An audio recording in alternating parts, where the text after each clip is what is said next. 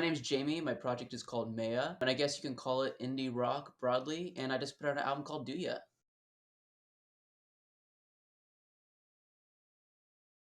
I mean, I always knew I wanted to do music, and was like always playing in bands and even trying to produce and make dance tracks or whatever, and like in high school. So it was always something I knew I wanted to do.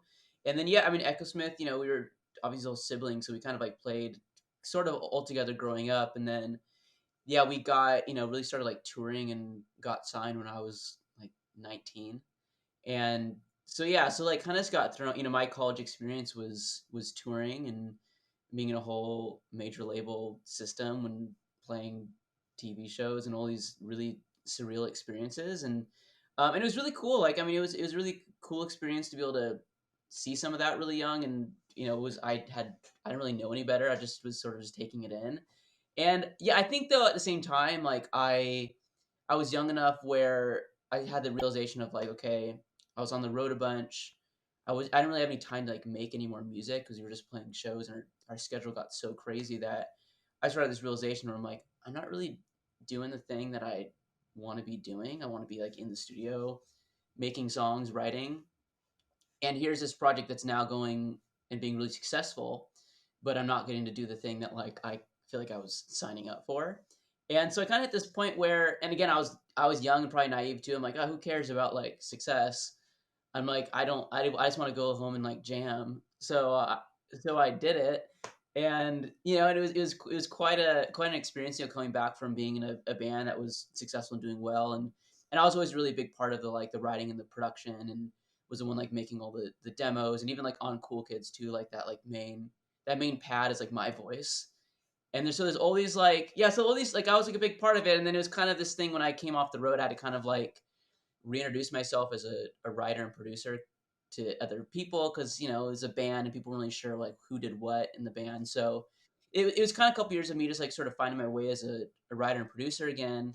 And then eventually it kind of came to the point where I was starting to write some of my own songs, and then I had my own project. And yeah, being in a band and on a label and all these things like definitely informed the way I've done my project because it's just me. It's been very DIY. It's like here in my studio, and I sort of have say over what I want to or don't want to do, and it's been a really positive experience. I feel like I learned a lot of things I didn't like before, and so now it's like I know what I want, and I know what I don't want, and everything I do with this project is kind of based around that.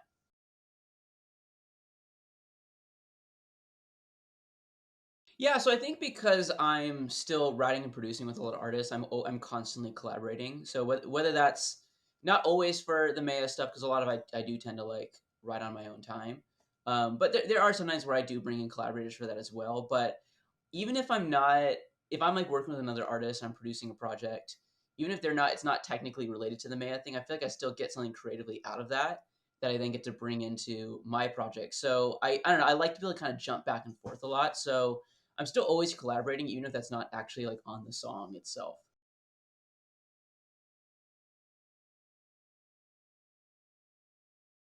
Yeah, I mean, so I feel like the musical evolution is something that I know it's just a natural thing too. Like I mean, it's kind of crazy now because I put out like our first Echosmith record came out 10 years ago. I mean, I had this surreal experience where I just got some test pressings for the new vinyl, which sound great, super excited about. And it was weird. I was sort of realizing, and I have the test pressing from the first Echosmith record too. And so it's kind of crazy. Like 10 years ago, I was doing I was listening to a test pressing for a debut album, and here I am 10 years later, doing the same thing. And the whole project's been really great because like I'm really proud of still the work I did with Echosmith, and it was still me, but also it was me when I was 18, 19. And so now it's and through the Maya thing, it's like it's 100% me. It's just the stuff that like I want to be making, the stuff I want to be doing, and there's not like a lot of filters through it. Like I bring in musicians and friends when I want collaboration because I get really like fueled by that. But yeah, I mean it's really just like a natural evolution of 10 years later. But also at the same time, I feel like this record was like the record I wanted to make when I would like envision myself listening to all these bands I loved. Like I loved like the Strokes and Radiohead and all these bands like growing up, and I was like stuff I loved, and like they were making records, and they were like in a studio. And for Duya, I had this, even though it's a solo project, I had this idea where I wanted to jam again. So I brought in musicians, and I brought in a drummer and bass player and bari sax and all these instruments and pieces that I didn't really have in the project before, just to bring in some sort of more like live element that's still me, and like me telling them kind of, you know, what to do, and but also letting them kind of go off when they want to. And it was really like fulfilling experience to do that, because just like I camped out here in my studio for like 6 weeks and just brought in a bunch of friends and made the thing I wanted to make, kind of with no big plan. Like I knew I wanted an album, and that was it. Again, I had an idea. I knew I wanted to bring in like live instrumentation and just jam, and then kind of started, you know, 2 weeks with like a bunch of musicians, and then I spent the next another month after that just kind of like tinkering away by myself and kind of affecting things weird and just kind of seeing where things took me.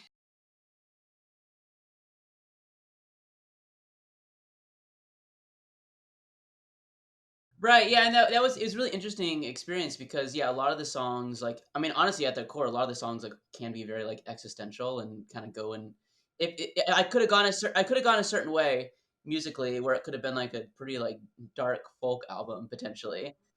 And maybe there's a world in which there's some alternate versions I do that probably be awesome, like very Nick Drake feel. But I yeah, but then I really, you know, I had such a fun time making the album too. So it's a really cool thing of like, yeah, there's a lot of these big questions and a lot of things of like, who knows where things are going, but also kind of took that like that freedom and that idea of like, okay, if you don't know where things are gonna go, you don't know how things are gonna turn out. Like, what do you have? You have like, right, you have the moment, and you have like these moments where you're gonna just like jam out with friends and do that. And like, so while the songs are talking these like bigger ideas, sometimes it was kind of cool to kind of bring in, you know, because again, it was a really fun process, and I feel like that came across in the music too, where even if it's dark topics, it still feels like there's some freedom in sort of accepting that.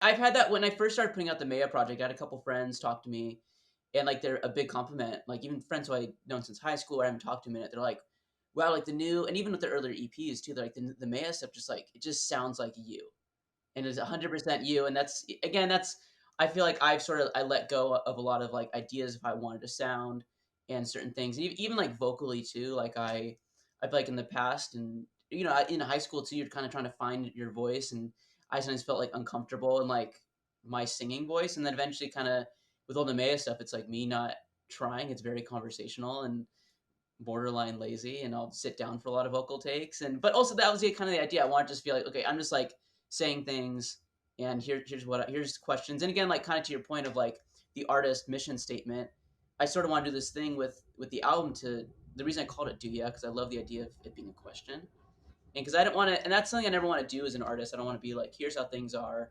here's how you need to think, here's, you know, like telling people, or I don't know, I don't want to be like preachy. This is the way, you know, like I'm not, you know, a Mandalorian throwback, but I don't want to, I don't want to do that. So I love this idea of like calling it "Do Ya" as a question, because it kind of invites people in to be like, I don't know, what are the things that like you question, or what are the things that you think you need that maybe you don't, or because we all have that, and I think it's good to like evaluate, and if you could do it communally too, that's a great thing, and feels less lonely, I think. And I've talked to a couple of friends about this too, where it's like there's, you know, and you end up talking about like spirituality, and I don't know, talking about like where you know all these big questions, and sort of this idea of like nihilism, and sort of like this, you know, feeling existential and nothing matters. And a lot of times that gets, you know, I think people take that in a really like negative way. But also I think there's like there can potentially be like a freedom in that. Well, like if nothing matters, then like I don't know, why are you doing this? Like why, you know, like there could be a freedom and actually like a joy in that too. And funny enough too, like I'm in a big, you know, I made this album in end of 2021. Um yeah, and so, you know, and then whatever, like a couple months later, that movie Everything Everywhere All at Once came out. And there's, I feel like there's actually kind of a lot of like similar themes in my album and in that movie, where it's kind of like, yeah, maybe nothing matters, and like that's okay, and like why are you getting hung up on that? And so is I really connected to that movie too, because I'd finished my whole album by the time I saw it. And so it's like kind of this like optimistic like nihilism thing, which I think people are connecting with.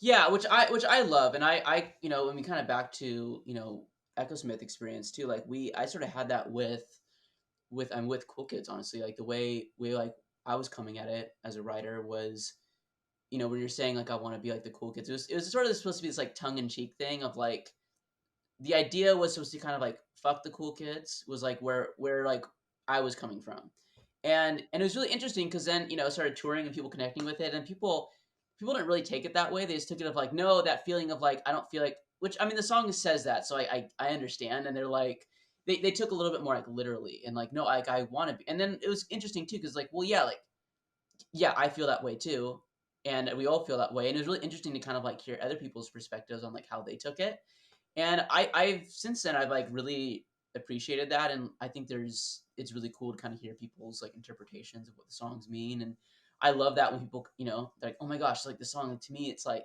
and then they're kind of back off a little bit. They're like, wait, like is I don't want to say it wrong, like no, like I want to hear what you think of the songs, and maybe completely opposite, and honestly too, I had this experience on the album where one of the songs on it, Matter Over Mind, I had written. It was a older demo that I had that it was like I had recorded a vocal and there's no idea there. It was just like I was sort of like mumbling lyrics and Matter Over Mind like sounded cool and whatever. I wrote this whole verse, and then when I was coming back, I'm like, okay, I want that on the album. I'm coming back to write it, and again, I meant nothing by it. I'm just mumbling, and then all of a sudden, I'm like going back and I'm trying to like, okay, let's like write the song now, and then I was like going through the lyrics and I'm like it like made me emotional almost like I was like speaking is speaking to something where it's like oh like wait like yeah matter over mind, time takes no prisoners, body with the soul, no control, it's like a spiritual like I don't know, it really spoke to me. I'm like wait no, like so I didn't touch it actually, like all these like mumbled lyrics were actually it's kind of the same point, like I didn't mean anything by it. It's just like I'm just mumbling and saying it, and then like 2 or 3 years later I'm listening to it, I'm like no no no, it means something, like I attributed meaning to it, and I think that's really cool that you can do that.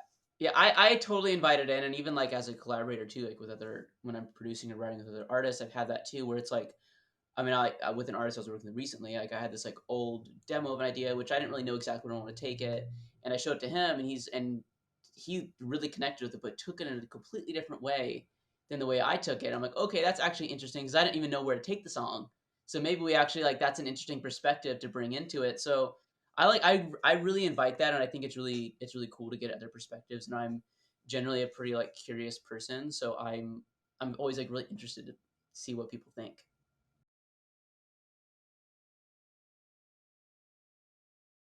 Yeah, I mean, I was just doing a road trip up the coast, and on the way back, me and my wife were trying to pick like what record to listen to, and a record we both loved in high school was Kings of Leon because of the times.